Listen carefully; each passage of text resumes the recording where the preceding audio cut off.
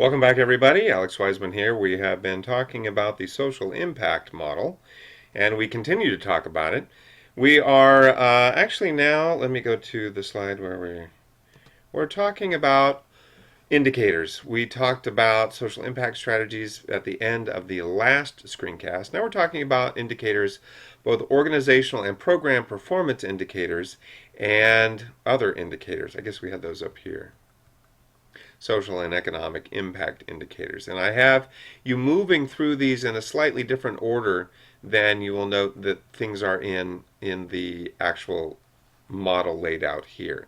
So we didn't follow exactly this, left to right situation, because I thought it would be more helpful if we worked through things in this order as you're developing your social impact model. So having said that, number 7, organizational and program performance indicators. Ask yourself and your group, how will you measure your innovation's capacity to implement its plan? Capacity is the knowledge or skills or resources or whatever it takes to actually do what you say you're going to do. So you can have infrastructure. You could have facilities or resources like that. But unless you have the capacity to use them, to build on them, to do something with them, nothing happens. How will you assess the progress of your activities in carrying out your operating model and social impact strategies? This is your evaluation model, right?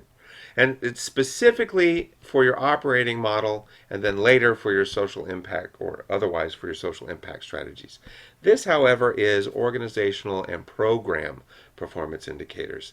These indicators, both the organizational and program and the social impact indicators, become the feedback loop, because how you are doing based on these indicators shows you what you need to adjust in terms of your operating model and your strategy.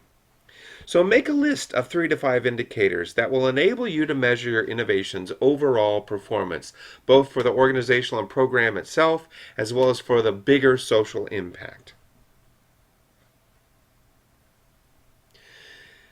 Next, and I think finally, is we're going to talk about a feedback loop. The operating model and social impact strategies are always works in progress.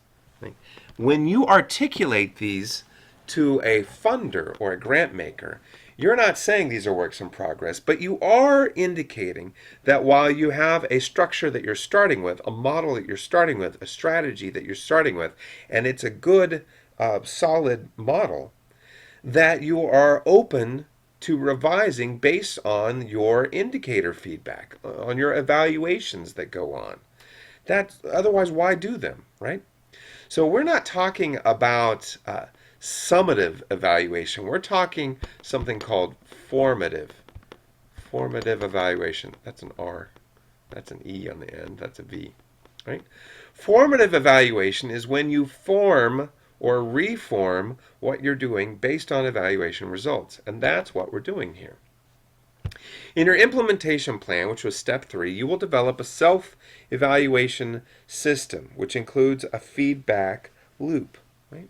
And so that is what you want to be doing as you're thinking about developing your operating model. Right? Your operating model should have an evaluation system built into it and a feedback loop built into it.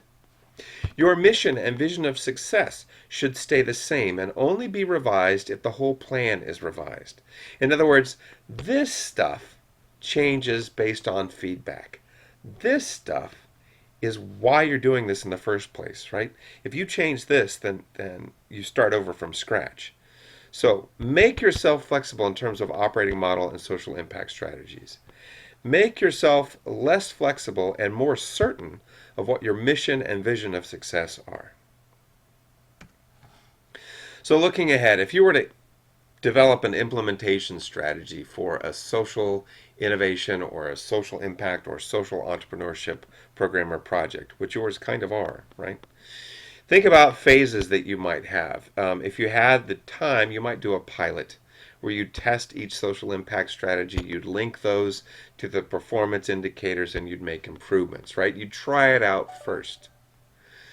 Next, you'd have a rollout. Once you'd tried it out and you'd made the adjustments that you needed to make, you're going to expand the reach of the social impact strategies to provide bigger evidence of a sustainable model and progress towards achieving the vision of success. You're going to roll this bad boy out across the schools or across the communities in your target population. And then finally, one of the ways to have a bigger impact is to scale it up. Scale it up beyond the community where you started or your original target community. Scale it up in terms of the financial resources that you need and achieving financial sustainability so that there's some ongoing funding for whatever you want to do. Scale it up by testing additional innovations that you might add to your program or your project that weren't part of the original plan. So when you are developing your plan, you might suggest that there be a pilot phase or a rollout phase or a scale up phase that you would do as part of your proposed program or project. Okay, we've spent the better part of 45 minutes talking about, or an hour, talking about the social impact model. Remember, this is something that we're doing in relation to our investigation of what a social entrepreneur is and how what we do in comparative and international education is social entrepreneurship. This is meant to help you, support you, guide you, inform you as you put together your grant proposals for CIE 407 and for your real world Cambodia related projects. But you remember that your assignments for the class are distinct from the social impact model. The social impact model is there as a support and as a guide. Any questions? You know how to contact me, and I hope you're having a great week.